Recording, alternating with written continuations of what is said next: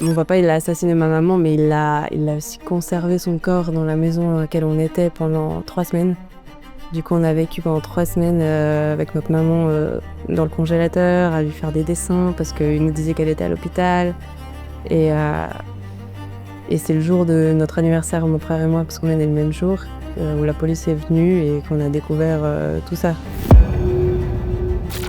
Et du coup, on a commencé avec un vêtement, après 2, 3. Au début, j'avais pas de stock, donc tout le monde me passait commande. Ça prenait un moment. Je commandais à mon fournisseur, il m'envoyait les commandes de tout le monde. Je repactais en individuel. J'ai commencé à poster des vidéos positives, où parler des femmes, mettre en avant les femmes, la sororité, regrouper. Et ouais, ça a tout de suite fonctionné, tout de suite. Elle est la créatrice d'une marque de vêtements, BIJ Positive Wear. Et d'ailleurs, vous avez dû noter ma superbe veste que j'ai sur moi.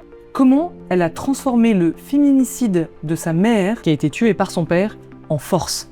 Pourquoi a-t-elle créé une marque de vêtements inclusive, féministe et engagée? Elle nous raconte aussi sa rencontre avec un millionnaire qui a changé sa vie. Elle nous raconte aussi son burn-out et sa dépression très récente. Elle nous dit tout dans cet épisode. Alors surtout, reste bien jusqu'à la fin pour les 3 instants signature. Et n'oublie pas de t'abonner pour ne rien rater des prochains épisodes. Écouter des parcours inspirants, c'est apprendre autrement. Alors laissez-vous inspirer. Bonjour Billy Joy. Salut. Je suis trop contente d'être avec toi aujourd'hui. On est au Rooftop 105 à Genève. Merci à eux de nous accueillir dans ce décor qui est plutôt cool, assez underground. Donc vraiment très, très content d'être avec toi aujourd'hui. Ouais. Comme tu le sais, je t'aime bien démarrer par une citation et j'en ai trouvé une pour toi. Et donc c'est une citation de Pink qui dit « On ne déplace pas les montagnes en leur chuchotant dessus ». C'est clair. Et je trouve que ça illustre bien toute ton énergie que tu déploies au sein de ta marque de vêtements, Billy Joy, et donc qui est basée en Valais. Ton histoire, elle commence dans la douleur. Enfant, tu encaisses l'inimaginable, la perte de ta maman tuée par ton père, mais le feu sacré est en toi et tu deviens la meilleure apprentie cuisinière du Valais en 2015. Puis, tu plaques tout pour faire le tour du monde et tu vas faire une rencontre assez décisive avec un millionnaire. Et bam, janvier 2021, tu lances ta boîte. Tu lances donc BJPW pour Billy Joy Positive Wear, que je trouve assez cool comme philosophie. Et tu deviens une vraie businesswoman des temps modernes. Aujourd'hui, tu veux changer les choses, que ce soit en Suisse, en Afrique aussi, au travers d'une œuvre caritative et bien sûr au travers de nos dressings, dont j'ai la chance d'avoir aujourd'hui une veste que je trouve hyper canon. Merci beaucoup. Chers auditeurs, cet épisode promet d'être aussi puissant qu'inspirant. Billy Joy, bienvenue dans Parcours Inspirant. Merci. Je dirais même que les montagnes, je les déplace pas, je les contourne. Ah, Ouais, j'ai appris à pas me fatiguer à déplacer des montagnes, mais plutôt à tu vois, genre juste vivre avec et aller dans le flow et les contourner parce que tu sais, je suis le genre de personne qui pousse des portes, si ça s'ouvre pas, j'en prends d'autres. tu passes par la fenêtre quand la porte est Ouais, fermée. non, mais c'est vrai. Tu sais, des fois, j'ai eu des idées folles ou des trucs que j'ai voulu faire et juste ça marchait pas et j'ai pris une autre porte. Tu sais, je suis l'intuition, tu vois. Je pense que les montagnes, elles sont bien à leur place et autant les contourner. Trop bien.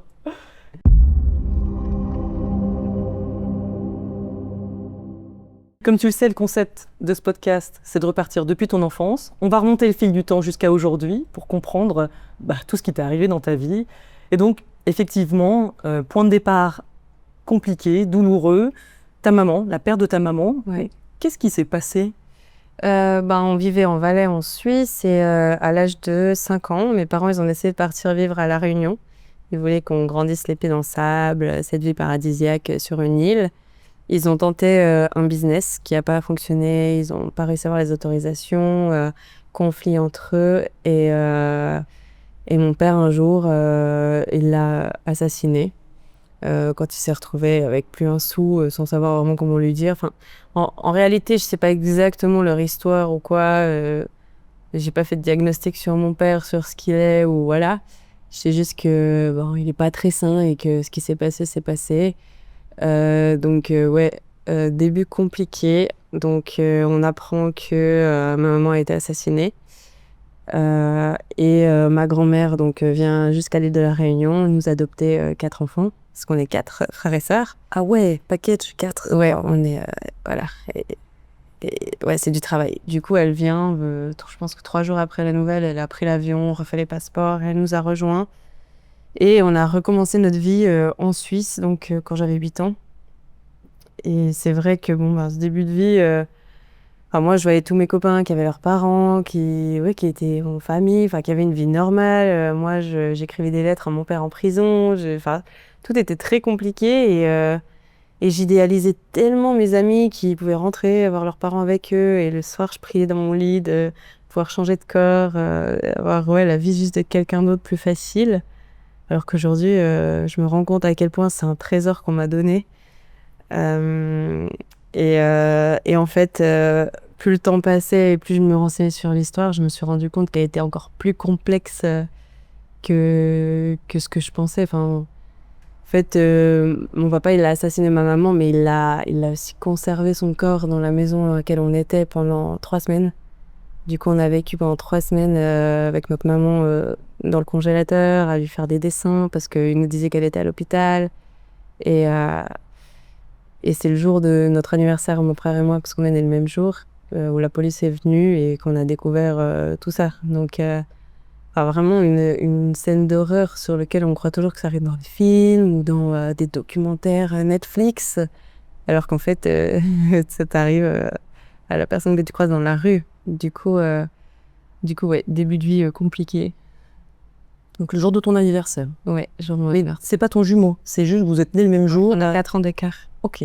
Ouais. Waouh, donc une sacrée symbolique aussi derrière tout ça.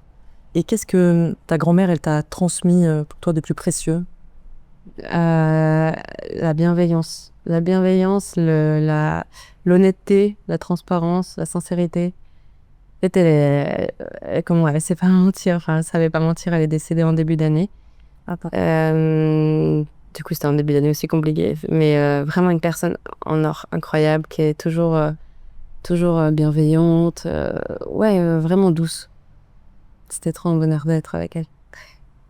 Et t'es partie en foyer tout de même, Ouais. à un moment? Ouais. Du coup, quand j'avais 13 ans, je remarquais que ça devenait un peu compliqué à l'école, je devenais turbulente. J'avais pas de, comment dire, de figure paternelle ou juste même maternelle. Et une grand-maman, c'est chouette, mais elle restait toute douce et du coup, elle avait pas non plus d'autorité vraiment forte. Et du coup, je voyais que je prenais le dessus sur elle. Un jour, une dispute qui est partie beaucoup trop loin, je me suis dit non, en fait, elle mérite pas ça. Moi, je sais que si on continue comme ça, avec un peu de laxisme, je vais pas réussir dans ma vie. Je vais devenir une sale gamine et je lui ai dit que je préférais aller en foyer. Du coup, mon frère et moi, on a été transférés en foyer. Et ouais, ça a apporté un cadre, ça a appris beaucoup de choses. Franchement, je pense que c'était vraiment la bonne décision. Je serais pas là aujourd'hui sans avoir pris cette décision à ce moment-là. Ok. Et elle l'a bien pris, le fait que tu partes? Non, au début, pas très bien. En fait, on a pu en discuter dans un podcast parce qu'en janvier, j'ai fait un podcast avec elle. Ok, chouette. Je l'ai invitée sur mon podcast comme première invitée et elle est décédée pas longtemps après. Du coup, c'était vraiment un cadeau. Et elle m'a là expliqué que oui, elle l'avait pas très bien pris, ça lui avait fait mal au cœur, mais qu'au final, elle était très contente que ça se soit passé comme ça parce que effectivement, ça devenait compliqué. Puis elle, avec l'âge et tout, mais qu'elle avait été toujours très heureuse de nous avoir élevés, de nous avoir à ses côtés. Ça lui a apporté aussi beaucoup. Elle est restée très très jeune dans sa tête. Encore quand elle est décédée, elle faisait encore de la moto, des randos. Elle était en pleine forme. Ma grand-maman. Waouh. Ouais. Si on remonte un peu le fil du temps,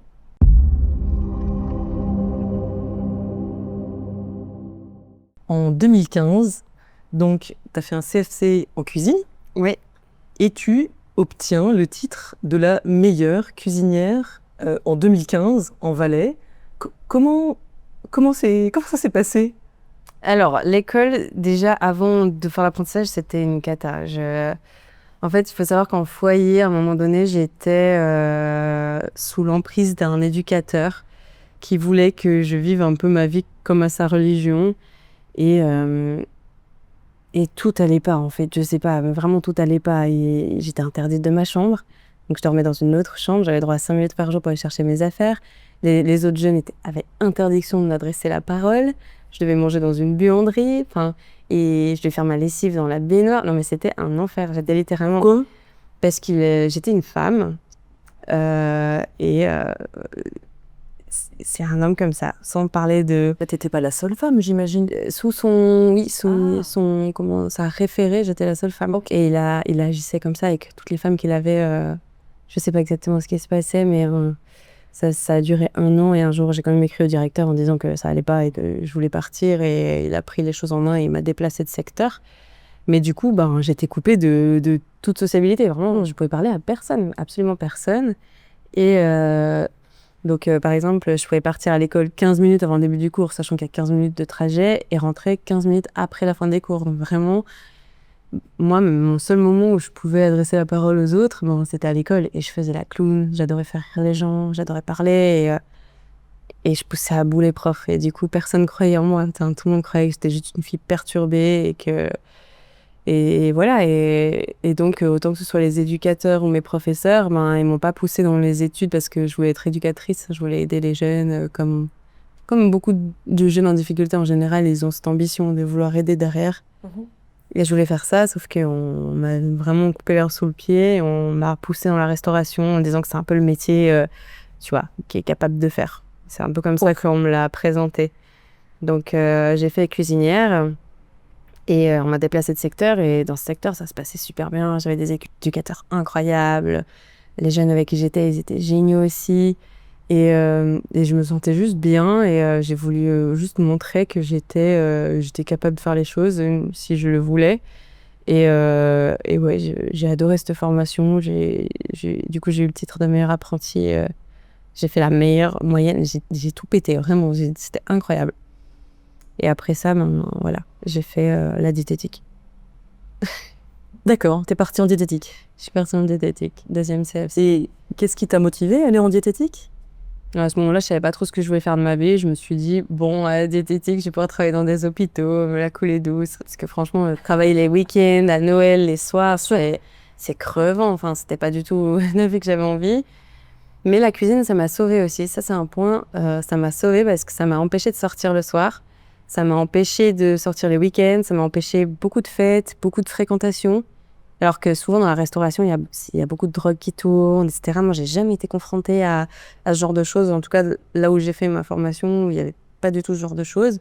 Et du coup, j'ai été préservée d'un monde de fêtes. Ou alors que peut-être que si j'avais été, je sais pas, vendeuse avec des congés le soir et le week-end, peut-être que j'aurais eu d'autres fréquentations qui m'auraient peut-être incité sur des choses auxquelles j'ai jamais eu à être confrontée, quoi. Donc c'est aussi cool. Ça, je pense que ça m'a peut-être sorti de juste empêché de rentrer dans certaines choses.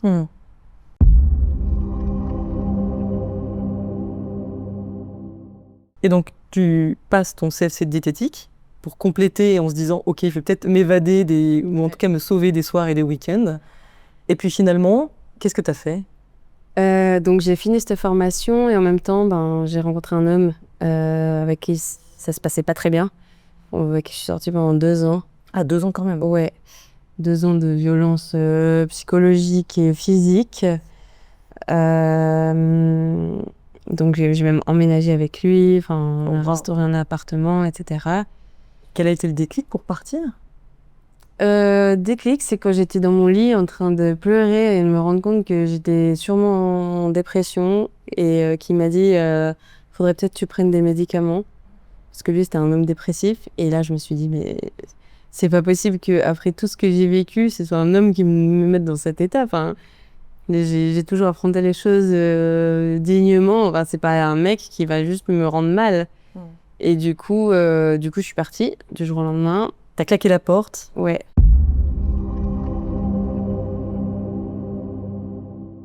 2017. Ouais. Et tu te dis, ok, je fais le tour du monde en solo. Ouais.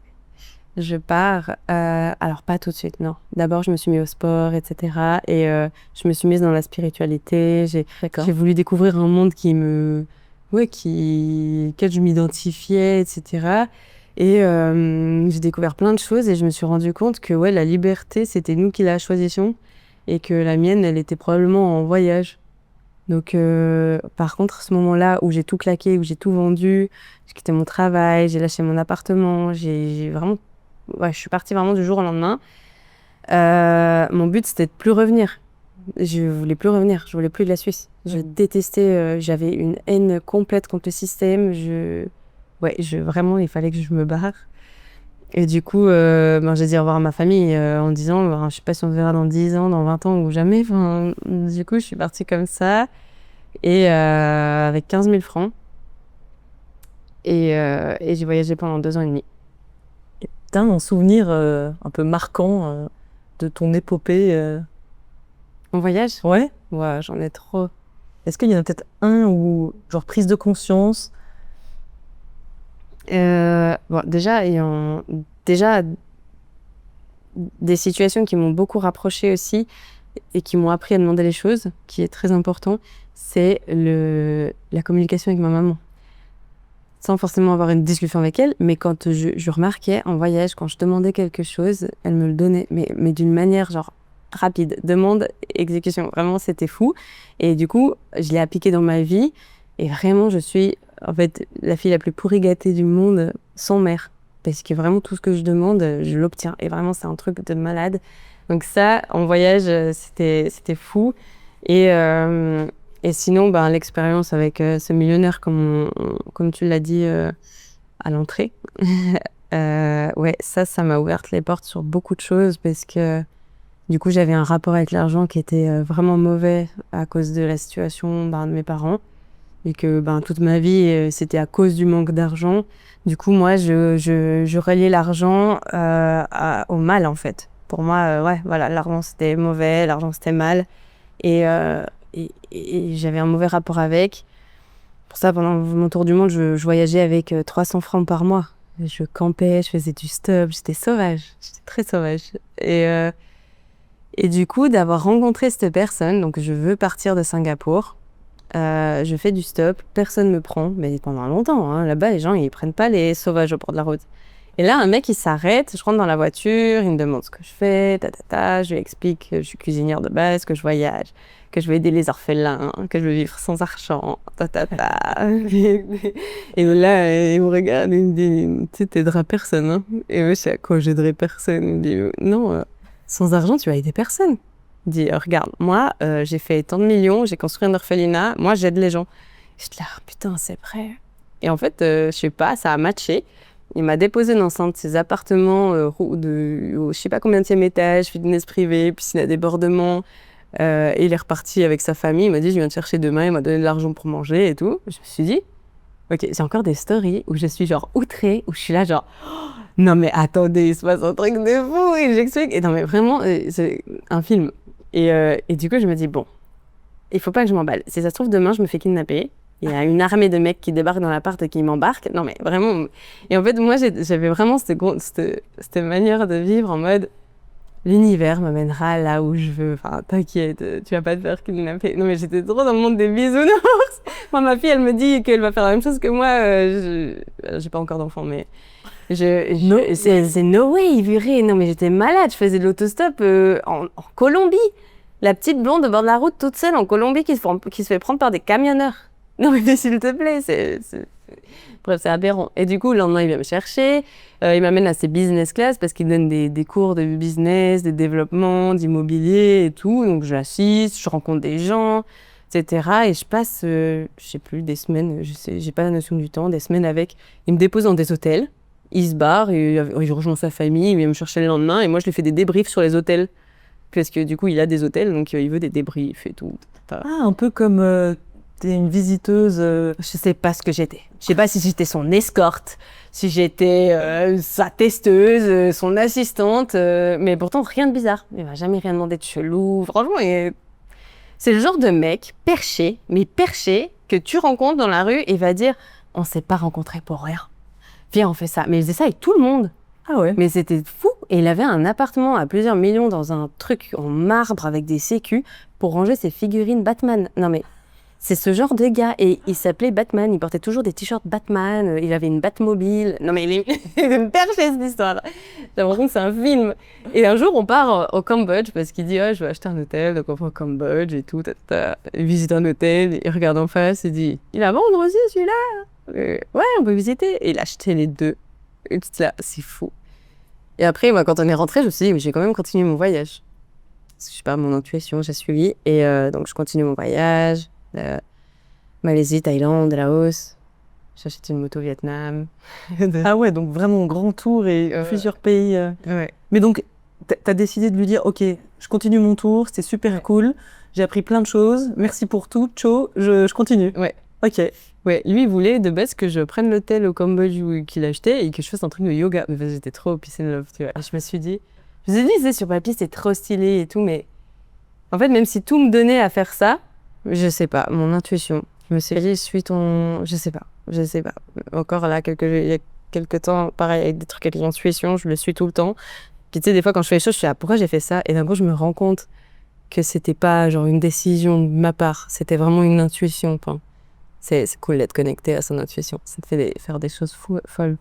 Et donc, je continue, Covid, je rentre. Et voilà, je sais pas si j'ai sauté des étapes Non, parcours que trop bien. fait. Non, trop bien. Donc je rentre Ok. confinement. Mais donc tu décides, ah oui, tu rentres parce que c'est le Covid qui se déclare un peu partout. Ouais. Et tu te dis, ok, c'est peut-être le signe, je rentre en Suisse et on verra. Ouais. Ok. Ouais, je rentre, c'était plein de confinement, donc je passe de voyage, liberté à être enfermée à la maison. Mais ça a été, c'est très bien passé. Et puis j'avais rencontré mon ex à ce moment-là, la personne avec qui j'ai fondé BJ du coup. Et puis je trouve un travail, je retourne là où j'ai fait l'apprentissage en cuisine, et puis je retourne comme chef de cuisine parce que le chef il se faisait un peu vieux. Et je me mets chef pendant du coup jusqu'à janvier. Ouais, c'était quand même un bout de temps quoi. Jusqu'à janvier, et janvier je lance BJ. Donc janvier 2021. Ok, donc la période un peu pénible et chiante, Covid. Ouais, là, ils avaient de nouveau tout refermé et j'étais chômage technique. Ah oui, ok. Je pouvais plus bosser. D'accord. Et là, tu lances BJ. Et là, je lance BJ. Eh bien, écoute, avant qu'on en parle, on va se faire un petit jeu. Ok, c'est jeu de l'entracte. Le principe est simple. Mon invité va piocher 5 cartes. Ce sont 5 questions qui commencent toutes par « la dernière fois que ». Il a bien sûr 3 jokers pour passer s'il veut éviter une question. Prêt ? C'est parti ! Je me suis dit, j'en peux plus ce week-end. Ok, pourquoi ? J'en peux plus parce que j'en pouvais plus des gens qui crachaient sur ce que je faisais. Ouais, il y a la RTS qui a partagé un post sur BJ hyper chouette et tout. Et en fait, BJ c'est très médiatisé par mon histoire, par comment on fait les choses, avec de la valeur, de la positivité, et ça inspire. Et en fait, il y a des rageux qui s'appelaient pas que les médias mettent en avant des marques. Et ouais, il y a eu des messages de haine, dont un influenceur valaisan qui a voulu propager sa haine et son mépris parce que les médias me glorifient trop apparemment. Et il a commencé à faire des sauvageries. Et j'ai fait une vidéo de 15 minutes pour dire à quel point j'en pouvais plus. Et je leur ai réexpliqué tout le process de BJ, comment ça se passe, nos valeurs, comment ça a débuté, etc. Parce que littéralement, c'est une marque genre juste géniale, unique en fait. Et qu'il y ait des gens qui arrivent, des gens en plus locaux du même canton, qui arrivent à cracher sur quelque chose de génial qui se passe.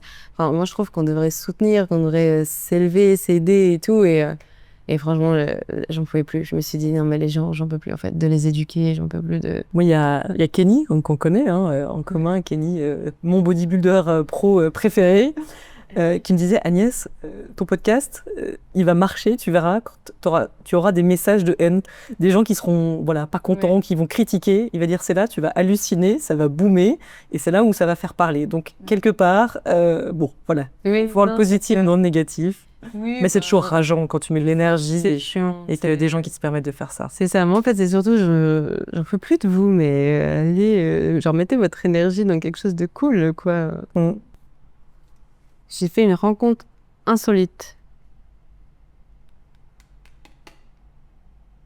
Ce week-end aussi. Ouais, j'ai fait une rencontre et ce matin, j'ai fait un business plan. Avec la personne que tu as rencontrée? Non, toute seule, mais grâce à la personne que j'ai rencontrée. J'ai encore une fois intuition. Je parle avec elle, je vais pas rentrer dans les détails, et d'un coup, je lui lâche: Ah, mais je peux faire ça pour toi. Il faut oser. Bon, ce matin, ou quand j'ai lancé BJ, ou tout le temps, tous les jours, je me dis: il faut oser. Non, mais tous les jours. Un peu comme un leitmotiv. Ouais, c'est. Ose, Je point. crois que je vais me le tatouer d'ailleurs. Ok. Ouais. Ouais, tous les jours. Ok. Allez, parfait. Merci. Trop bien. Je te l'offre, évidemment. Trop bien. Il y a plein de questions à cette. Je vais faire ça à mon mec ce soir. C'était l'Entracte, sponsorisé par infiniprinting.ch, qui a imprimé ce jeu de cartes pour nous. Vous avez aimé? Dites-le en commentaire et surtout, proposez vos idées de questions la dernière fois que... Janvier 2021, tu lances BJPW. Putain. Comment t'as eu l'idée? Encore une fois, j'ai contourné une montagne. En fait, j'étais quand même assez active sur les réseaux, enfin pas connue, mais genre j'aimais bien partager des trucs et tout. Et je partage une fois un avis politique, féministe, voilà. Parce que je suis féministe, mais j'aime avoir une balance avec l'homme. J'aime qu'il ait sa place, j'aime qu'il y ait du respect mutuel, etc. Et du coup, j'avais tendance peut-être à dire ok, d'accord, nous, on a besoin de ça en tant que femme, mais faut pas effacer l'homme à travers nos besoins. Enfin, voilà, c'est quelque chose pour moi qui est hyper important. Et du coup, par rapport à des propos, il y a une féministe qui a repartagé, une féministe connue en Suisse, qui a repartagé une story que j'ai fait, en littéralement disant d'aller m'harceler suite à ça. Enfin, Quoi? ouais. Mais du coup, j'ai reçu... Ça n'a pas de sens. En fait, rien n'a de sens dans cette histoire. Ok. Voilà. Du coup, je reçois une vague d'harcèlement de groupes LGBTQ+, des groupes trans, mais vraiment mais c'est une sauvagerie, vraiment. C'était une sauvagerie. On a été avec mon ex sur des sites robots avec nos Insta. Enfin, ils nous ont mis sur des sites robots. On recevait des centaines de commentaires robots, fake, des faux comptes qui se créent. Notre boîte mail qui a été mise aussi dans des trucs robots. On se réveillait, il y avait 12 000 trucs dessus. Des messages, à un moment on était trans, à un moment on était transphobe, ils savaient même dans leurs propos, il n'y a rien qui jouait. Et du coup, pour dire que c'était écrit en grand féministe, militante sur son profil, je me suis dit, bon, il y a quand même un truc qui joue pas. Parce que la plus grande contradiction là-dedans, c'est que quand t'es féministe, tu désires le bien des femmes, donc tu vas pas aller les harceler ou leur dire tu devrais te jeter d'un pont. Enfin, c'est quelque chose pour moi qui avait aucun sens, et je me suis dit on va peut-être lancer un mouvement de sororité. C'est peut-être un peu ce qui me manque ici. En fait, j'étais outrée par ça. Moi, je revenais d'un monde de bisounours où tout le monde s'aime, tout le monde est heureux de rencontrer tout le monde veut que tout le monde soit bien. Enfin, vraiment, c'est comme ça que ça se passe en voyage. Tu rencontres quelqu'un, tu offres un café, tu finis par passer une semaine avec. Tu lui racontes ta vie, elle t'apprend des choses, tu lui apprends des choses. Enfin, c'est vraiment le monde... Non, mais le voyage, c'est vraiment le monde des bisounours. Et du coup, quand je suis rentrée et que j'ai vu ça, j'étais là, non, mais sérieux. Et je me suis dit, bon, il faut vraiment qu'on apporte cette sororité. Et après, je me suis posé plusieurs questions. La première, c'était savoir si moi, j'avais été comme ça déjà. Est-ce que j'ai manqué de respect aux femmes? Est-ce que j'ai déjà critiqué? Est-ce que j'ai déjà été méchante envers d'autres femmes? Et ça m'est arrivé de juger, ça m'est arrivé de critiquer ou de jalouser. Mais ça, c'était quand j'avais pas confiance en moi, quand j'avais aucune estime en moi-même, et que vraiment pousser quelqu'un au fond de l'eau, ça me permettait d'avoir la tête dehors. Et du coup, pour moi, la première chose à traiter, c'était cette confiance en soi, estime de soi. Et du coup, l'autre question, c'était comment moi, je me suis sortie de ça, comment j'ai réussi à prendre confiance en moi, à me valoriser, et du coup, à avoir envie que les autres soient heureux autour de moi, parce que en fait, c'est pas le malheur des autres qui me fait mon bonheur, c'est quand tout le monde est lumineux autour que la lumière, elle est encore plus forte. Et du coup, je me suis dit, c'est le sport. Le sport, c'est quand j'allais mal avec la personne qui me maltraitait, mon ex, quand j'avais 20 ans. C'est dans le sport que je me suis mise. C'est ça qui m'a sauvée, mais vraiment, j'y étais à fond. Quoi comme sport? Le fitness. Ok. Et du coup, ouais, ça m'a vraiment changé ma manière de penser, de me rendre compte que, ce mouvement de groupe, quand tous les sportifs se motivent, tous les sportifs veulent que les autres grandissent, réussissent, en tout cas quasi tous. Je trouve que c'est vraiment un sport, le sport en général, quelque chose de bienveillant. de bienveillant, tu te construis, tu crées quelque chose de positif.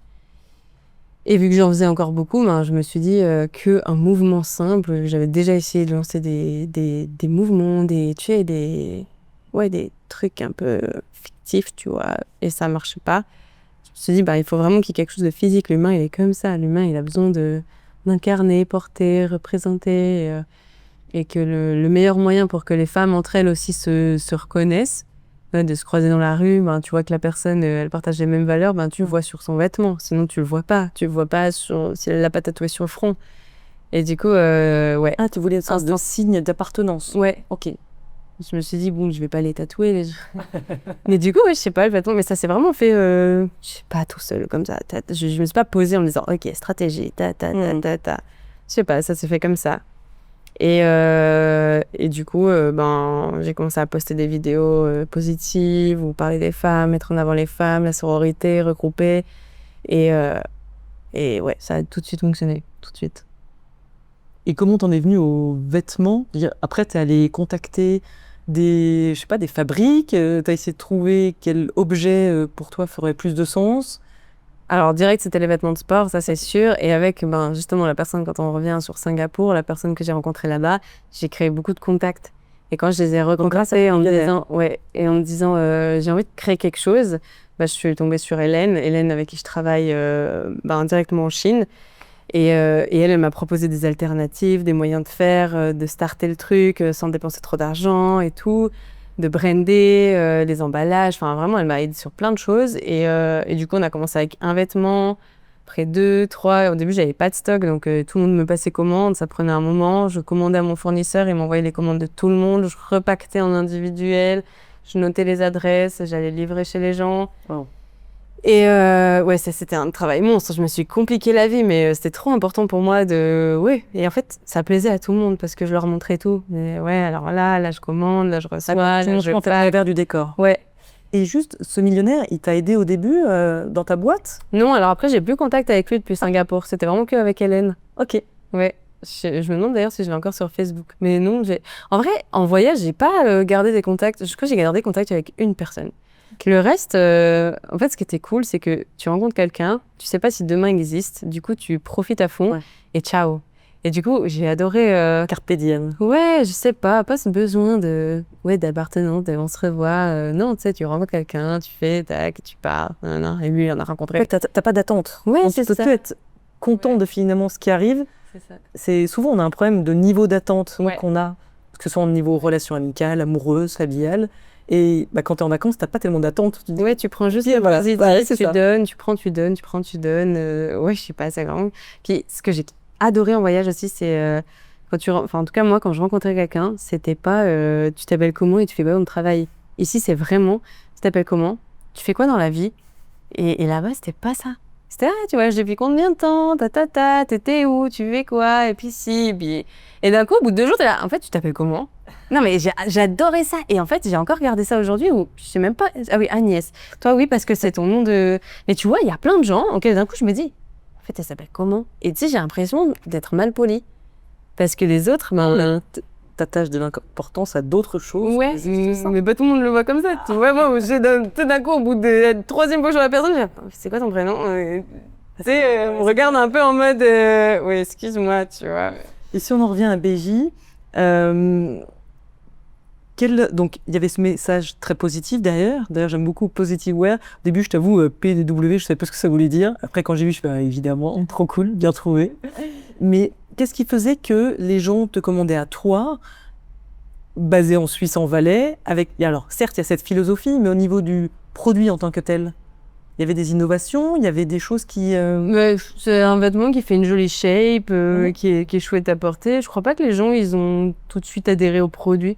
En fait, c'est cette notion d'appartenance à ce Ouais. côté positif. Je pense qu'ils ont aimé le concept, ils ont voulu soutenir, ouais. Et il y en a beaucoup qui ont commandé au tout début quand j'ai lancé, qui commandent encore et tout. Et c'est ça, en fait, des vêtements comme je vends, tu peux les retrouver partout, tu peux en acheter partout. Mais maintenant, la question, c'est pourquoi tu viens acheter chez moi? Est-ce que tu aimes la manière dont je te parle? Est-ce que tu aimes ce que je partage? Est-ce que ce que je t'apporte, ça compte pour toi? Est-ce que tu te sens bien avec ça? Est-ce que du coup, quand tu portes ces vêtements, sachant tout ce qu'on partage, tu te sens mieux? Est-ce que quand tu es à la salle et que tu portes cette marque et que tu vois une autre femme le porter, comment tu te sens à l'intérieur de toi? Est-ce que tu te sens lié à cette personne? Est-ce que tu te sens en confiance? Enfin, est-ce que quand tu vas à la salle et que tu as mes vêtements, tu repenses à ce que j'ai dit hier sur ta séance de sport et qu'il fallait se bouger le cul et que t'es forte et puis qu'il faut pas faire attention au regard des autres? Et c'est ça, en fait, que les gens, ils achètent. Tu vois, c'est pas... Sinon, pourquoi les gens, ils vont à la pizza, au restaurant de pizza italien du papa que plutôt acheter une pizza congelée à la Migros? Enfin, Non, oui, qui vient. je sais pas, L'ambiance, ouais. en tout cas, moi, quand je consomme plus par affection pour ce que la personne partage ou comment elle fait les choses que vraiment le produit. Enfin, Moi, j'ai découvert ton univers parce que, effectivement, quand j'ai vu la marque de vêtements, j'ai vu ton site qui est hyper cool, mais je me suis quand même dit, pourquoi ça marche?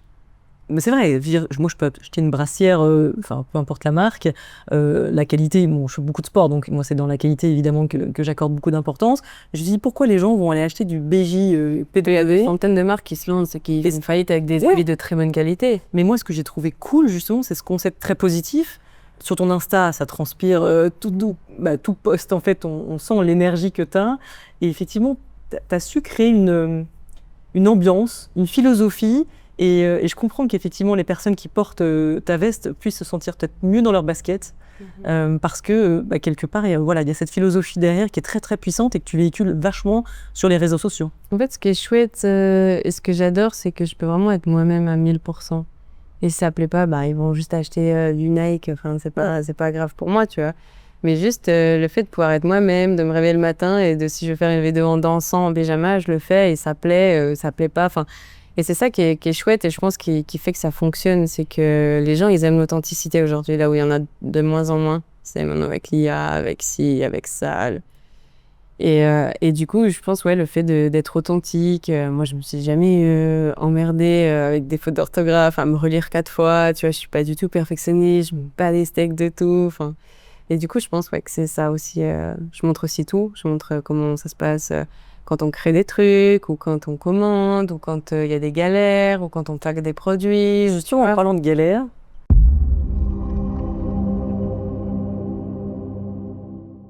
tu t'es cassé le genou en 2023, mais par conséquent, tu as eu besoin d'aide. Donc là, tu as fait la démarche d'employer quelqu'un, mais ça s'est mal passé. Ouais. Est-ce que tu peux nous raconter? Du coup, je me suis cassé le genou en 2023 déjà? Ah ouais, 2023. En mars 2023. C'était ça, on est en 2025 là? Ouais, déjà. Mars 2023. Et à la boxe, j'étais déprimée, j'étais trop déprimée, purée. Le fait de me dire, je peux plus faire de sport. Non, mais j'étais au bout de ma vie. Ouais, j'imagine. J'étais vraiment... C'est ma hantise de me blesser et pas pouvoir... Je devais me faire repérer et tout. Et c'est là que j'ai rencontré mon copain et qui a été un méga soutien, etc. Trop chaud, j'adore. Trop chaud, Adri. Pardon. Du coup, on va en parler parce qu'il a rejoint l'entreprise il n'y a pas longtemps. Ah, il est incroyable. On va en parler, oui. Il est incroyable. Et du coup, je me casse le genou, je suis dans le caca. J'ai eu contact avec une fille avec qui j'avais déjà contact depuis, enfin, on se connaît depuis toute petite, elle venait jouer à la maison. Je l'engage à 50%. Je travaille avec, enfin, du coup, moi, je vis au local à ce moment-là. Avec mon genou cassé, sans toilette, sans douche. Je vis là parce que j'ai quitté mon ex il y a des mois en arrière. Et du coup, je me suis dit, ça sert à rien que je prenne un appartement, que je dépense de l'argent là-dedans, que je me verse sans salaire, alors que BJ a besoin d'argent. Enfin, du coup, je me mets un matelas en haut et je dors là.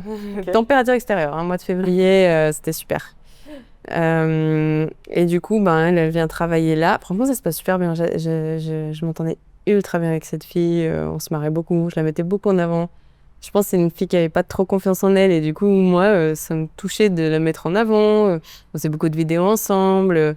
Je disais souvent, alors, Flavia, elle a fait ci, Flavia, elle a fait ça. Enfin, je la poussais aussi à sortir une marque grande taille. Je voulais l'aider là-dedans parce que elle est plutôt ronde. Et je me suis dit, mais c'est génial, il y a plein de filles qui ont besoin de ça. Et ouais, enfin, je trouvais que ça se passait bien. Et au final, quand Adri il est rentré dans ma vie, ouais, je sais pas, il y a eu un bug de son côté. Je sais pas exactement ce que c'est et je vais pas. Enfin voilà, ça m'est passé quoi. Et du coup, ouais, première galère avec une employée. Du coup, je me suis dit, j'ai plus envie d'engager d'employés. Donc là, je travaille avec ma famille. Il y a ma sœur qui est maintenant dans l'entreprise. Il y a bientôt ma belle-sœur que je rêve d'engager. Enfin, j'ai envie d'engager ma famille. Je sais que eux, c'est 1000% de confiance.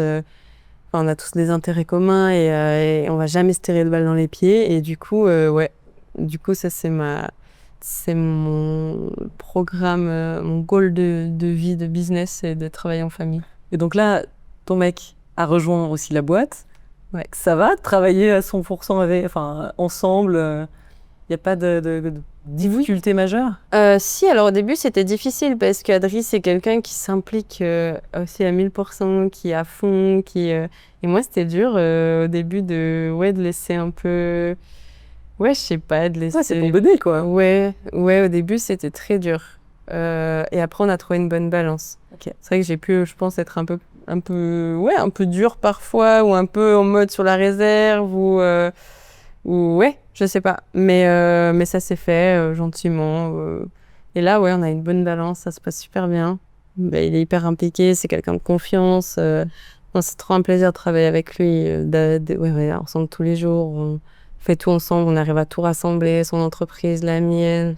Enfin, c'est une synergie. Cool.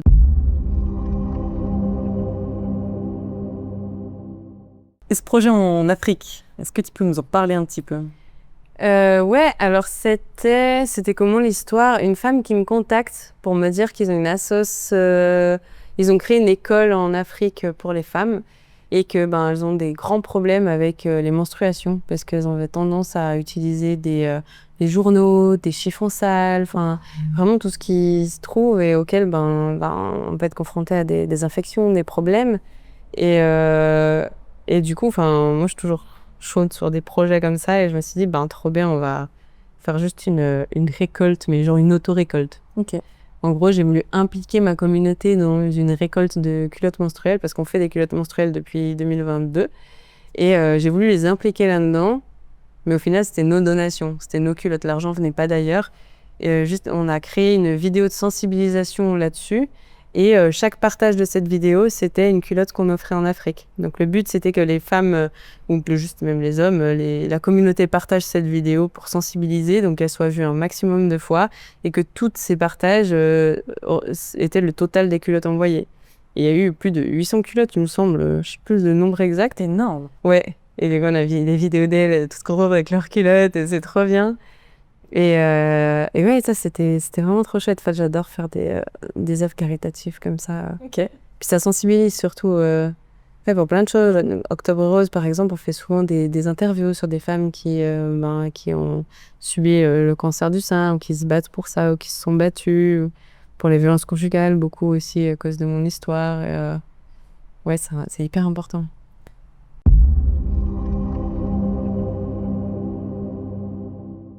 Et en 2024, le burn-out frappe à ta porte.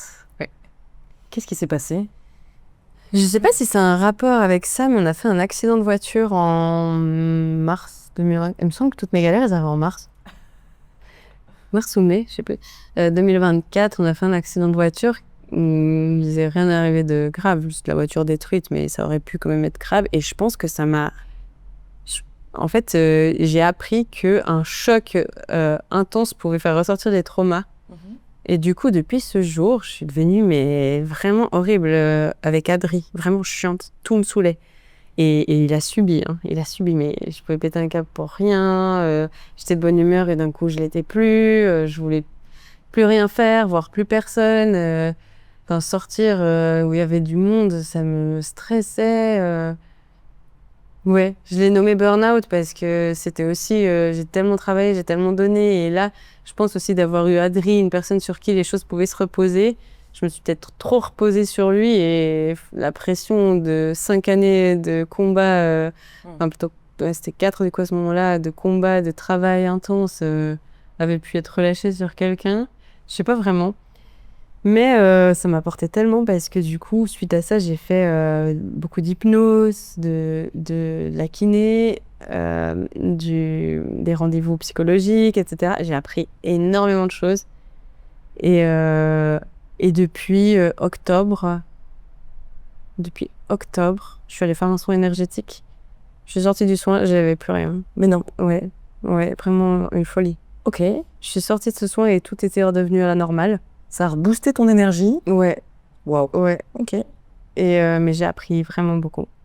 J'ai vraiment appris beaucoup. Et j'ai Pendant surtout, cette séance. après, enfin, là où j'ai appris, c'est sur tous ces mois de burn-out. Mais cette séance, ouais, elle m'a sauvée elle m'a sortie de là. Mais Et qu'est-ce que tu as appris alors? Bah, surtout que je pouvais vraiment compter sur Adri. Que vraiment, c'était une personne, ouais, qu'il pouvait vraiment subir n'importe quoi, qu'il serait toujours là, à soutenir. Et en fait, je crois que j'avais besoin aussi de savoir que même dans le pire, il pourrait toujours être présent. Et vraiment une personne incroyable que j'ai rencontrée. Surtout que ça faisait pas non plus longtemps qu'on était ensemble. Et il a su supporter tout ça. Et ouais, en fait, ça a renforcé ma confiance que je peux avoir en lui parce que jusque-là, les confiance en homme, c'est compliqué. Du coup, voilà. Donc le conseil que tu donnerais à quelqu'un qui fait un burn-out, ça. Tester son mec. Toi, tu donnerais le conseil à quelqu'un de faire un burn-out pour. Ah oui, d'accord. Pour tester son mec, pour faire un burn-out. C'est quoi le conseil? Non, c'était plus. Quel conseil tu donnerais à quelqu'un qui va pas bien, on va dire dépression / burn-out? Ce serait de faire quoi, un soin énergétique? Moi, ça a méga fonctionné. Après, je suis très énergie, donc ouais. En tout cas, moi, ça m'a sauvée. Et la dernière fois que j'en ai fait un, c'était c'est quand ma grand-maman elle est décédée, où j'allais de nouveau, j'allais pas bien. Et du coup, pendant le décès de ma grand-mère, je crois que j'ai vraiment subi un choc de fou. Et avec Adri, on a eu une passe compliquée sur une semaine, mais vraiment intense, où j'ai tout quitté. J'ai dit, vas-y, c'est bon, ciao. Je me suis cassée, j'avais plus envie de vivre. Bon, ma grand-mère, elle m'avait quittée. Il ne pouvait rien arriver de pire, en fait. Et pareil, je suis allée faire un soin énergétique. Je suis rentrée de là, avec Adri, tout allait bien. Je sais pas. Moi, ça fonctionne vraiment. Et est-ce que tu as peut-être une routine matinale ou quotidienne qui a émergé suite à tout ça, ou pour entretenir justement ce côté énergie ou... Non. Non. Oui, je sais. Bon, pas matinale où je me réveille pas en faisant la danse du soleil, tu vois. Franchement, je me réveille, je suis sur mon téléphone, je réponds aux messages, je me tire un café. Il faut pas du tout faire ce genre de choses. Tu me dis non, il faut pas boire de café au réveil, tu bois un grand verre d'eau, tu vas te balader, tu touches pas ton téléphone. Non, pas du tout comme ça. Mais par contre, j'essaie de prendre plus de temps pour moi, de respirer, de relâcher. Maintenant, je demande à ma grand-mère et à ma mère. Donc, encore plus de retours, tu vois. J'ai plus qu'une étage, j'en ai 2. Mais non, non. Après, j'ai beaucoup plus de gratitude, de reconnaissance. Je me rends compte des choses que j'ai, la chance que j'ai. Mais non, je me suis pas mise au yoga ou à la méditation. Ok.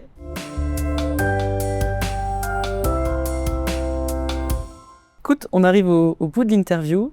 Il reste les 3 instants signature. Ok. Il y a cette jolie baguette magique que je vais te donner. Et donc à partir du moment où tu as un vœu. Attends, tu l'as aussi donné à Kenny? Ouais. Faut vraiment que je regarde cette vidéo. Je vais voir Kenny avec une baguette rose. C'est mon goal de vie. Ah, j'avoue que ouais, effectivement. En fait, ces 3 instants signature sont à la fin de toutes mes interviews, depuis le début. Tu vois, donc là, j'en suis à 22. Maintenant qu'on est en train de tourner, quand ce sera toi, on sera peut-être à 25-26. Et donc, effectivement, à chaque fois, il y a ces 3 instants signature. Et depuis le début, il y a la baguette magique de ma fille, qui est bien girly, bien rose. Okay. Et donc là, tu as un vœu. T'en fais ce que tu veux. Tu peux changer quelque chose dans le passé, dans le présent ou dans le futur. Oh, j'ai rien envie de changer. On a le droit? Bien sûr. Tu peux donner ton vœu aussi. J'ai un invité qui a donné son vœu parce qu'effectivement, il estimait que dans le passé, il n'avait pas besoin de changer quoi que ce soit. Dans le présent, il était bien, et puis le futur, il avait envie de laisser, tu vois, les bonnes choses arriver naturellement. Ouais, non, bah pareil, dans le passé, tout ce que j'ai vécu, ça m'a apporté quelque chose. Parfait, je la récupère. Tu peux la redonner à ta fille. Oh bah là, elle a 12 ans, je peux te dire que Ah ouais. on n'a plus besoin. Ah ouais. Alors, on va passer à l'instant tac au tac. Ok. J'ai cette jolie petite sonnette, ça marche. Et donc, c'est une dizaine de questions et il faut répondre assez rapidement. C'est parti ? Est-ce qu'il y a une citation ou un mantra que tu te répètes quotidiennement ? Rien n'arrive par hasard. Si tu devais décrire ton parcours en un mot, tu choisirais lequel ? Mince. Attends, il faut que je réponde rapidement. Tumultueux. Tumultueux. Est-ce qu'il y a un truc un peu insolite que les gens ne connaissent pas sur toi ?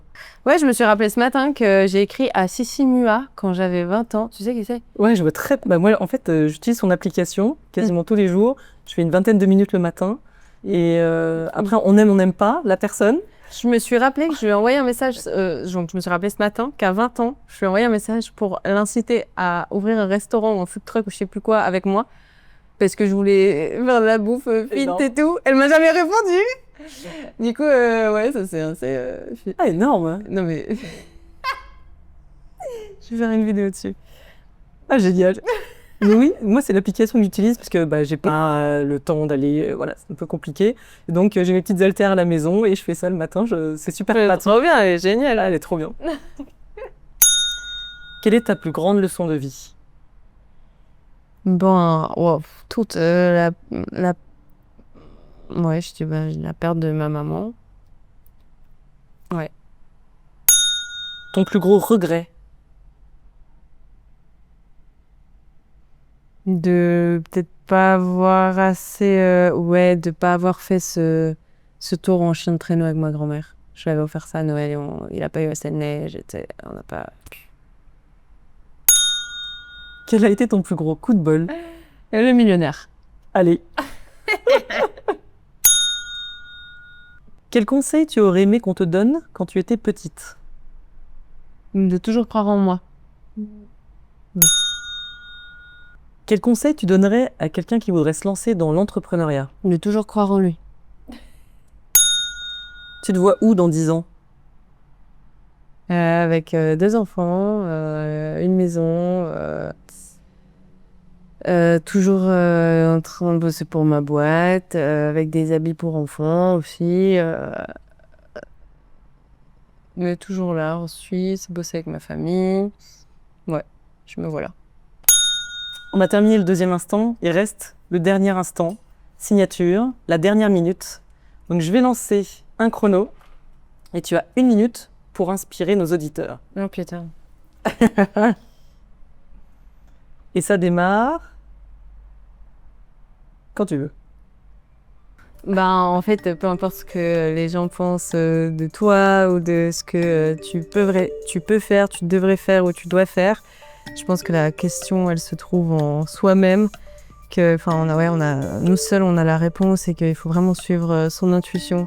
C'est très important de se reconnecter à soi-même, de se poser les questions à soi-même et d'y répondre soi-même parce que l'extérieur nous apporte juste leur expérience. Toi, tu m'apporteras une réponse par rapport à ton expérience et je pense que tant qu'on fait les choses avec bienveillance, avec le cœur et avec amour, on peut que avoir un retour pareil. C'est une énergie qui se transmet. Quand on donne du bien, on reçoit du bien. Quand on donne du mal, on reçoit du mal. Et que de toute façon, le mal qu'on reçoit des autres, c'est juste le reflet de ce qu'ils ressentent à l'intérieur d'eux et qu'il faut rien prendre personnellement. Écoute, un grand merci pour ton partage. Merci. J'invite nos auditeurs à réagir, à nous mettre en commentaire ce qui leur a plu, moins plu, ce qui les a inspirés. En tout cas, un grand merci. C'était un chouette moment. Si tu es encore là, c'est que cet épisode t'a plu. Alors pourquoi ne pas le faire savoir ? Maintenant, les algorithmes décident de tout. Alors montrons-leur que ce podcast mérite d'être vu et écouté. Et il y a 2 choses qui fonctionnent. 1, abonne-toi. Et 2, partage cet épisode. Juste avec une personne. Chaque semaine, il y a un nouvel épisode, donc une nouvelle dose d'inspiration. Parce qu'une histoire partagée, c'est une inspiration qui voyage. Vous Vous êtes de plus en plus nombreux à écouter ce podcast, alors merci. Maintenant, tu fais partie de cette aventure, alors fais-le savoir.